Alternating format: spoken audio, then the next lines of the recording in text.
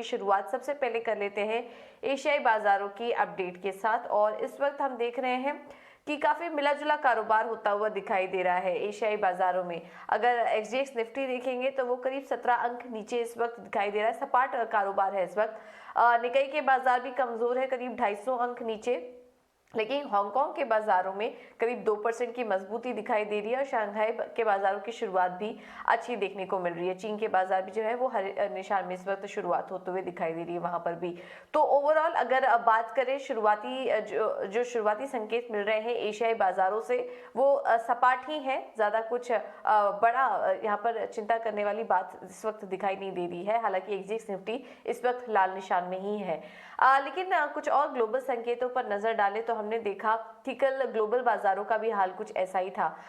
कल हमने देखा कि अमेरिकी बाजार दिन भर दायरे में कारोबार कर रहे थे और क्लोजिंग भी सपाट ही देखने को मिली। डाउ जोन्स में तो हमने देखा कोई बदलाव नहीं हुआ। अगर परसेंटेज टर्म्स पर बात करेंगे तो S&P 500 और नैस्डैक में भी देखेंगे तो वहां पर भी सपाट ही ट्रेड कल देखने को मिली, सपाट ही क्लोजिंग कल देखने को मिली। इस वक्त बाजार में थोड़ा नर्वसनेस का माहौल है और आगे जो इवेंट्स आने वाले हैं उस पर बाजार की नजर है। तो उसके पहले हम देख रहे हैं कि थोड़ा सतर्क है निवेशक इस वक्त दिखाई दे रहे हैं, क्योंकि पहले तो अगले हफ्ते फेड की बैठक भी होने वाली है और इसमें ये भी माना जा रहा है कि ब्याज दरों में जो बढ़त का दौर है वो भले ही छोटे छोटे क्वांटम में दिखे लेकिन लंबे समय तक जारी रह सकता है। तो ये कहीं ना कहीं निवेशकों में एक चिंता वाली बात यहाँ पर नजर आ रही है। मंदी का माहौल भी है और इस बीच इस पूरे डेवलपमेंट के बीच रशिया ने भी चेतावनी दे दी है कि न्यूक्लियर वॉर की और यूक्रेन के साथ जो उनकी जंग है वो और भी लंबी खिंच सकती है।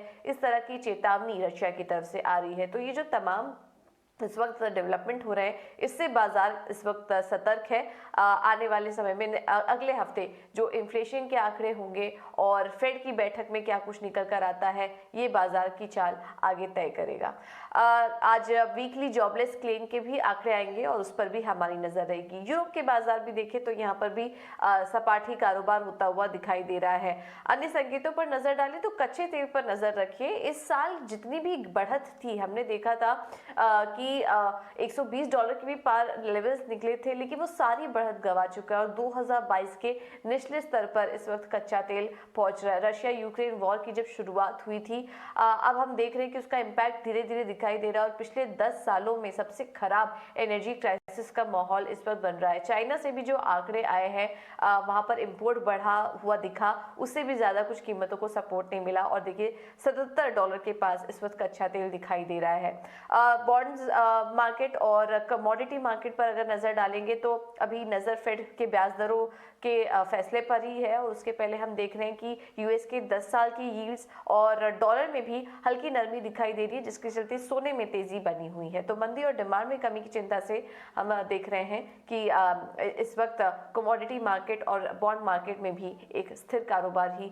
होता हुआ दिखाई दे रहा है। तो इस वक्त अगर हम संकेत देखेंगे तो काफी मिक्स्ड क्यूज दिखाई दे रहे हैं। ग्लोबल मार्केट से काफी स्थिर कारोबार हो रहा है। अब देखना होगा कि आज भारतीय बाजार इन तमाम संकेतों पर कैसे रिएक्ट करते हैं। एक बार आपको एफआईआईज और डीआईज के आंकड़े भी दिखा देते हैं, फिर हम समझेंगे कि आज भारतीय बाजारों को लेकर क्या रणनीति होनी चाहिए। एफआईआईज की कैश मार्केट में बिकवाली दिखाई दे रही है करीब 1240 करोड़ की। डीआईएस की बात करेंगे तो कैश मार्केट में वो खरीदारी करके गए करीब 390 करोड़ की। इंडेक्स फ्यूचर में आंकड़ा बिकवाली का ही है, करीब 1218 करोड़ की बिकवाली दिखाई दे रही है और इंडेक्स ऑप्शन में भी 1037 करोड़ की बिकवाली एफआईआईज करके गए। तो ये है एफआईआईज और डीआईएस की तरफ से आंकड़े। लेकिन अब आगे बढ़ते हैं और समझ लेते हैं कि इस बाजार में ये जो संकेत मिल रहे हैं ऐसे में भारतीय बाजारों में क्या रणनीति अपना के चले। और हमारे साथ इस वक्त पंकज जुड़ चुके हैं फोन लाइन के जरिए। पंकज नमस्कार, थैंक यू सो मच इजीना उस स्वदेश को समय देने के लिए। आज भारतीय बाजारों में क्या करें? कल तो हमने देखा कि जो क्लोजिंग हुई है वो कुछ कमजोरी के साथ ही हुई है, संकेत भी कुछ इतने खास दिखाई नहीं दे रहे। हालांकि आज एक बड़ा दिन है, इलेक्शन रिजल्ट्स भी आने वाले हैं गुजरात और हिमाचल में। तो इन तमाम चीजों को देखते हुए वीकली एक्सपायरी का भी दिन है, निफ्टी और बैंक निफ्टी में किस तरह से ट्रेड लें या फिर थोड़ा कॉशियस रहना चाहिए इस वक्त? गुड मॉर्निंग मानसी जी, गुड मॉर्निंग ऑल। अगर भारतीय मार्केट की अगर बात करेंगे तो अभी एसजीएक्स निफ्टी लगभग 16 पॉइंट ही नीचे ट्रेड कर रहा है। पिछले 2-3 सत्रों से हम लोग देख रहे हैं कि एक सुस्त कारोबारी दिन जा रहे हैं और कोई परफेक्ट क्यू नहीं आ रहा था। लेकिन आज मेटल मार्केट में और सीमेंट सेक्टर्स के अंदर अच्छी खासी मूव देखने मिल सकती है। एक्सपायरी की बात करेंगे तो एक्सपायरी के हिसाब से थोड़ा सा मार्केट डल ही रहने की आशंका है और ये वीक क्रूड ने बहुत लोअर साइड में हिट किया है, तो मार्केट पे उसका इम्पैक्ट थोड़ा सा पॉजिटिव होने की बात थी, लेकिन हो नहीं रहे हैं क्योंकि ग्लोबली स्लो डाउन के संकेत काफी आ रहे हैं। तो मार्केट को एक डायरेक्शन मिलने के लिए एक वीक का अपने को वेट करना होगा यहाँ से। बिल्कुल। तो एक डायरेक्शन मिलने का भी इंतज़ार है और वो धीरे-धीरे मिलता हुआ दिखाई देगा नेक्स्ट वीक जब फेड की बैठक होगी और जब तमाम हैंगओवर खत्म होगा तो फिर मार्केट को एक क्लियर कट डायरेक्शन मिलता हुआ दिखाई देगा। पंकज, इसके ये भी बताइए कि स्टॉक स्पेसिफिक रणनीति क्या अपना के चले आज के लिए? स्टॉक स्पेसिफिक में मेरा जो पहला बाय कॉल रहेगा वो कोरोमंडल पे रहेगा, क्यों तो कल क्लोजिंग के टाइम में लास्ट आधे घंटे में जिस तरीके की कोरोमंडल में मूव दिखी है, वो हिसाब से ये मूव कंटिन्यू रहने की चांसेस काफी हाई है। तो 920 से 923 रुपए के बीच में कोरोमंडल बाय करना है। 906 रुपए 80 पैसे का एक स्टैंडर्ड स्टॉप लॉस के साथ में टारगेट 945 और 960 ये इंट्राडे के ही टारगेट्स हैं। और दूसरा जो कॉल लग रहा है कि इंडिगो के अंदर दिन भर में काफी अच्छी मूवमेंट होने के बाद में क्लोजिंग के टाइम पर वो कंसोलिडेट होकर बंद हुआ है, तो ये भी मूव अपवर्ड की तरफ कंटिन्यू रहनी चाहिए। 1968 से 1970 के बीच में इंडिगो डेफिनेटली बाय कॉल बनेगा यहाँ पर।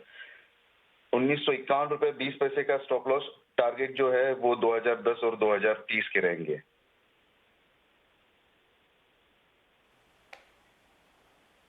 ऑलराइट, तो कोरोमंडल में आपको खरीदारी करने की राय 945 960 के लेवल्स और इसके अलावा इंडिगो में भी खरीदारी का राय सुझा रहे हैं पंकज की तरफ से 2010 से 2030 के लेवल्स यहाँ पर देखने को मिल सकते हैं। Pankaj, thank you so much समय देने के लिए और ये रणनीति भी सुझाने के लिए। तो बैंक निफ्टी में भी आपको रणनीति सुझा दी गई है। जो ऊपर की तरफ इंपॉर्टेंट रेजिस्टेंस दिखाई दे रहा है इस वक्त वो 43 428 43 510 का दिखाई दे रहा है और निफ्टी के लिए भी 18,738 से 18,770 ये एक इम्पॉर्टेंट रेजिस्टेंस लेवल दिखाई दे रहा है और कोरोमंडल और इंडिगो पर खरीदारी करने की राय।